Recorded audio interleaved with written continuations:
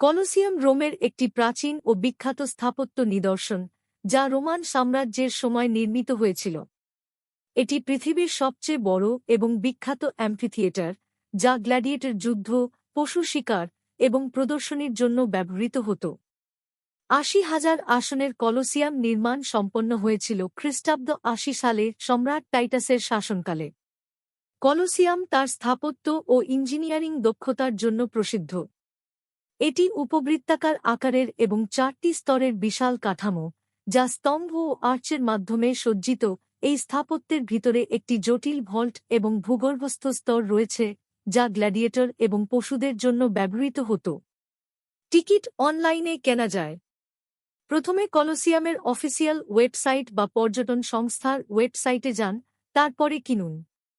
আপনার ticket print করে বা মোবাইলে সংরক্ষণ করে কলোসিয়াম পরিদর্শনের দিন ব্যবহার